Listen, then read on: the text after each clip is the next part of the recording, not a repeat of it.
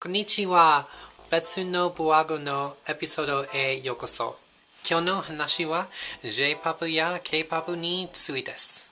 超楽しい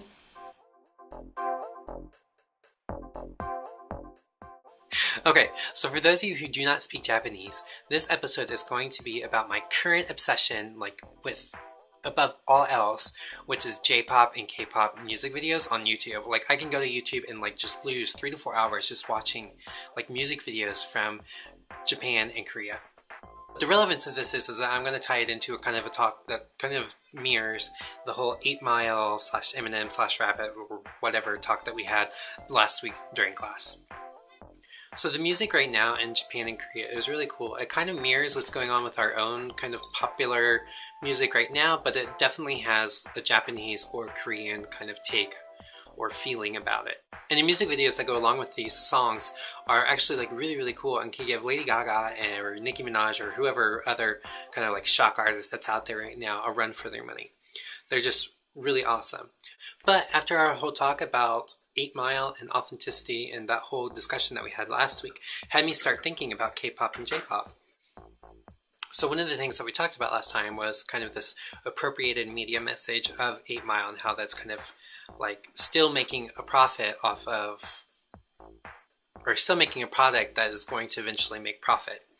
So in regards to K-pop, which just as a side note really fast, I am much more into K-pop, so which is kind of ironic because I've been to Japan and I've done a lot of study with Japanese. So with K-pop, I like it better, and so therefore I kind of know a bit more about K-pop than I do J-pop. Which K-pop and J-pop, it's just like Korean popular music and Japanese popular music. So one of the things that I can speak about in regards to K-pop is that these videos have to be an appropriated message, because in Korean music there is K-pop and then there's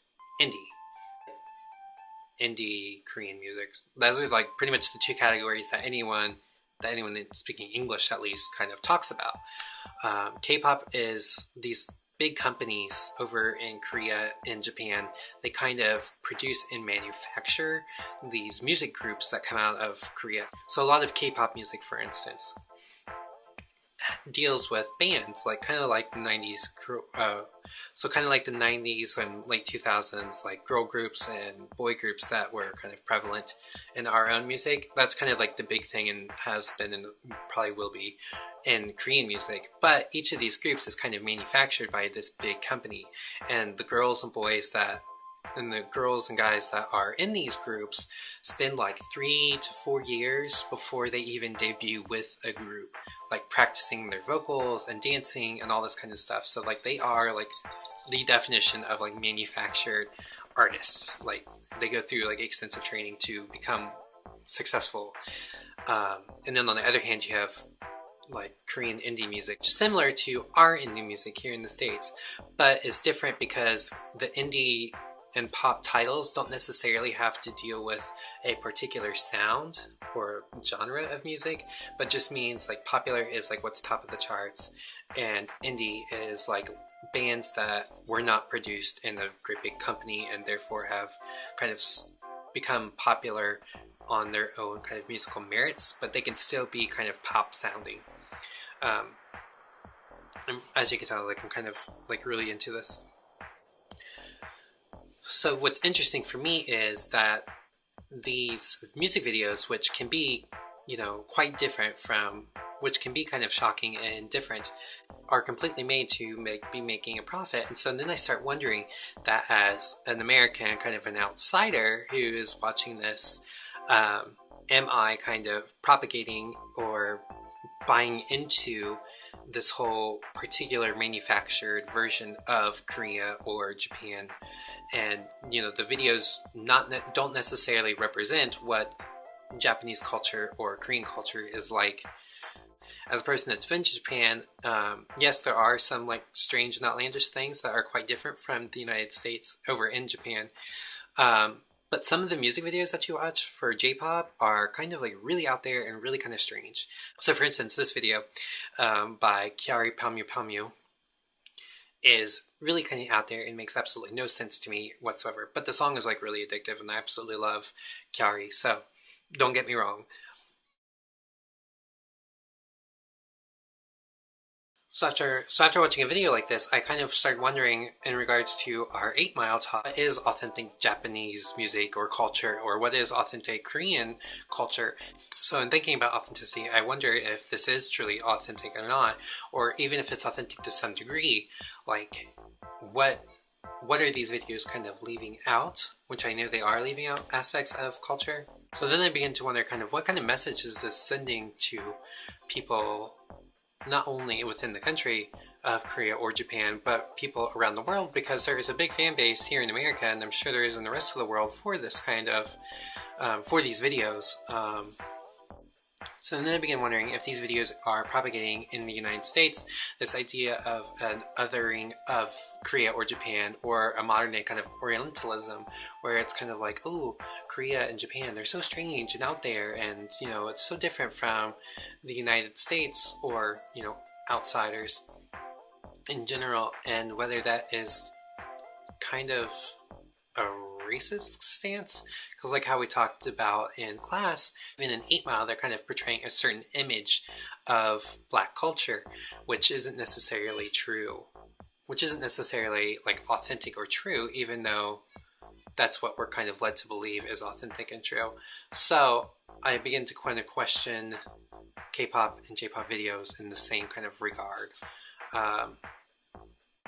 So then I remembered like Gwen Stefani several years ago when she first started her like solo project and did a whole lot of music videos and concerts and stuff like that with her Harajuku girls, that there was some controversy around that, and people speaking out saying that she was kind of sensationalizing a specific image of what Japanese girls should look like, you know, be skinny, thin, and kind of like have a cool style of clothing and be kind of out there and outlandish a little bit, and that is one like very narrow slice of what Japanese culture truly is. So then I began wondering if I am taking part in the perpetuating and propagation of a certain specific view of Korean culture and Japanese culture that may not necessarily represent them as a whole, and whether that kind of leads to this distorted image of what authentic or true Japanese and Korean culture actually is. Culture doesn't necessarily actually exist in a vacuum, and that it's influenced and constantly changing. So one of the cool things now is that through globalism, you can definitely see influences of Korean culture, or of American culture, and you can definitely see influences of American culture and American artists on these Korean groups and videos, and vice versa. Because I'm sure that, as I've said before, as I said at the beginning, you know, Lady Gaga and Nicki Minaj and these other kind of like shocking and provoking artists that are popular today have borrowed from Korean and Japanese culture as well. And the music videos for groups like 21, Big Bang, and my personal favorite that I absolutely love and can probably recognize and name you every single member, which is a feat for me because it took me forever to memorize these girls' names. But the band Tiara, which is just awesome. Everyone should just like check out their recent videos because the dance moves and choreography are just cool. But I digress. You can totally see like American influence on these types of videos.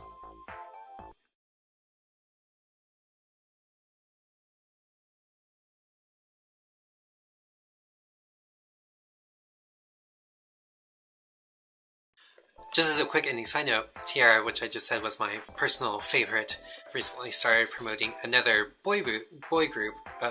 So they did this boy group called Speed, actually did a cover of Tiara's current song, and they actually included one of the female members from Tiara in their music video.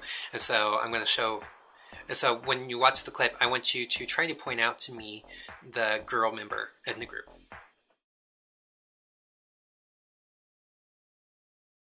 I find it actually kind of really cool and interesting because I actually really dig the whole like androgynous look, and I like that the girl of the group is kind of like blended in with all the boys. You can't really tell whether she's a girl or boy like immediately. Obviously there's subtle little clues that can kind of give it away, but I think it's really cool that they kind of play with gender even in other cultures. So that's my video. Thank you for watching. I would really appreciate feedback and comments, whether you think that watching J-pop or K-pop videos kind of perpetuates a specific kind of skewed view of Japanese and Korean culture. So I want to thank everyone who decided to watch all these videos, and I'll see you soon.